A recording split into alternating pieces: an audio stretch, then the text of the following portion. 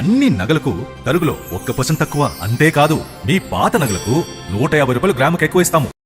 పావలా శ్యామల గారు రీసెంట్ గానే పోయారు. అయితే వాళ్ళ డాక్టర్ ఇప్పుడు చిరంజీవి గారి పైన విమర్శ చేస్తుంది అన్నట్టుగా ఒక వార్త వైరల్ అవుతుంది. దీని గురించి డిస్కస్ చేయడానికి ప్రజెంట్ మనతో పాటు దాము బాలాజీ గారు సీనియర్ జర్నలిస్ట్ ఉన్నారు. వారిని అడిగి తెలుసుకునే ప్రయత్నం చేద్దాం. నమస్కారం సార్. సార్, పావలా శ్యామల గారి డాక్టర్ చిరంజీవి గారి పైన విమర్శలు చేస్తుందని, అంటే మా కుటుంబానికి ఏం చేయలేదు, మమ్మల్ని ఆదుకోలేదని చెప్పేసి ఒక ఇంటర్వ్యూలో చెప్పినట్టుగా వార్త వైరల్ అవుతుంది. దీని పట్ల సురేష్ కొండేటి గారు కావచ్చు, లేకుంటే విఎన్ ఆదిత్య గారు కావచ్చు, వీళ్ళు కూడా రెస్పాండ్ అయ్యారని కూడా తెలుస్తుంది. అసలు ఆమె ఏం చెప్పింది, వీళ్ళు ఏ విధంగా రియాక్ట్ అయ్యారు, దీనికి సంబంధించి మీరేం చెప్తారు? పావలా శ్యామల బయోగ్రఫీ కూడా మనం చెప్పుకున్నాము. ఆమె 1951లో అమరావతి గుంటూరు జిల్లా అమరావతిలో పుట్టింది. అయితే చిన్నప్పుడే తల్లి చనిపోయింది. తండ్రి చిన్న చిన్న వ్యాపారాలు చేసుకుంటూ వివిధ ప్రాంతాలు తిరిగేవాడు. ఈమె కూడా తండ్రితో పాటే ఉండేది. 10వ క్లాస్ వరకు చదివి ఉంది. అయితే ఈ లోపల చిన్నప్పటి నుంచి కూడా ఆమె నాటకాలు పిచ్చింది. మీ లలిత వారి ఆషాఢం శ్రావణం ఆఫర్. అన్ని నగలకు తరుగులో 1% తక్కువ. అంతేకాదు మీ పాత నగలకు 150 రూపాయలు గ్రాముకి ఎక్కువ ఇస్తాము. రెండింటినీ కలిపితే నగ ధరలో 2% కన్నా ఎక్కువే సేవ్ చేస్తారు. అసలే మీ లలితలో తరుగు చాలా చాలా తక్కువ. ఈ నాటకాలు పిచ్చి తండ్రికి ఇష్టం లేదు. అయినా కూడా లయన్స్ క్లబ్ వాళ్ళు హెల్ప్ చేసి ఆమెని కొంత నాటకాలు ఇప్పించడం మొదలుపెట్టారు. ఈ క్రమంలో 13 ఏళ్ళకే వీళ్ళ నాన్న పెళ్లి చేసేసాడు. పెళ్ళైన తర్వాత పాప పుట్టింది. పాప పుట్టిన అంటే పెళ్ళైన 2 ఏళ్ళకే భర్త చనిపోయాడు. తర్వాత ఈమె నాటకాల్లోకి ఫుల్గా వెళ్ళింది. అప్పుడు పావలా అని మన గణేష్ పాత్రో రాసిన ఒక నాటకంలో ఈమె చేయడంతో అప్పటికి ఇద్దరు శ్యామలాలు ఉండడం వల్ల ఈమెకి పావలా శ్యామల అని పెట్టారు. అలాగే పావలా శ్యామల అయింది. దాని తర్వాత లేట్గా 50 ఇయర్స్ ఏజ్లో ఈమె సినిమా ఇండస్ట్రీకి వచ్చింది. అయితే అప్పటికే పాపకి ఒక యాక్సిడెంట్ అయ్యి మిద్ది మీద నుంచి కింద పడిపోయి పాప బ్రెయిన్ డ్యామేజ్ అవ్వడం, కథలు వెళ్ళలేకపోవడం, అనేక సమస్యలు, టీబీ ఇలాంటివంతా రావడంతో ఇల్లు అమ్మేసుకొని పాపకి వైద్యం చేయించుకోవడం. వచ్చిన డబ్బులు పాపకి వైద్యానికే సరిపోదు. దాని తర్వాత ఈమె లేటర్ పీరియడ్లో ఈమె హెల్త్ కూడా పాడైంది.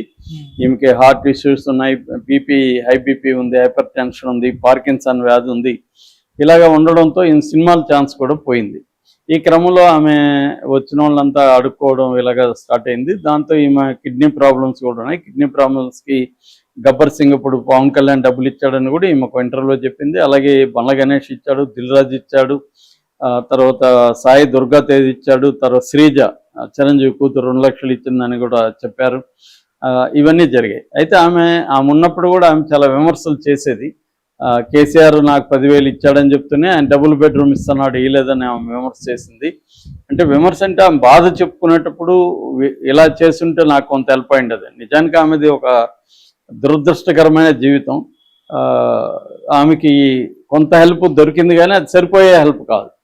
ఎందుకంటే ఆమె ఖర్చులు ఎక్కువ, హాస్పిటల్స్, ఇద్దరు పేషెంట్లు, ఇద్దరికి ఖర్చులు ఎక్కువ.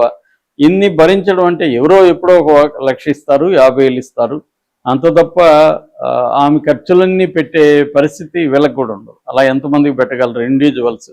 వాళ్ళు కోట్లు సంపాదించవచ్చు, అది వేరే విషయం. కానీ వాళ్ళు ఇలాగ అందరికి పెట్టడం అనేది సాధ్యం కాదు.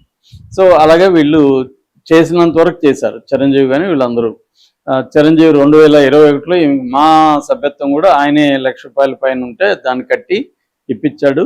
సో ఇవన్నీ జరిగాయి బ్యాక్గ్రౌండ్లో.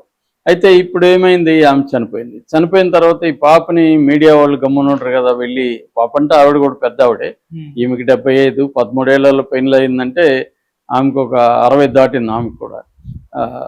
సో ఆమెను తీసుకెళ్ళి ఇంటర్వ్యూలు చేయడం మొదలు. ఆమెకి మామూలుగానే కొంత మానసికంగా ఆమె ఫిట్గా లేదు యాక్చువల్గా, కానీ వీళ్ళు ఏదో ఒకటి చేయాలి కాబట్టి ఆమెతో ఇంటర్వ్యూలు మాధవ్ ఆమె ఆమెతో ఇంటర్వ్యూలు చేయడం మొదలుపెట్టారు.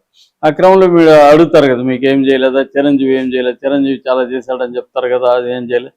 ఆమె ఏం చేయలేదు, చిరంజీవి ఏం చేయలేదు, వాళ్ళు ఏం చేయలేదు, వీళ్ళు ఏం చేయలేదు, ఆమె ఏదో మాట్లాడింది. సో దాంట్లో అది వివాదాస్పదమైంది. ఇప్పుడు దాన్ని సురేష్ కొండేటి ప్లస్ విఎన్ ఆదిత్య ఇద్దరు కూడా ఒక డీటెయిల్ పోస్ట్ పెట్టారు. సురేష్ కొండేటి ఏంటంటే ఫోటోలు, వీడియోలు కూడా ఉన్నాయి ఆయన దగ్గర.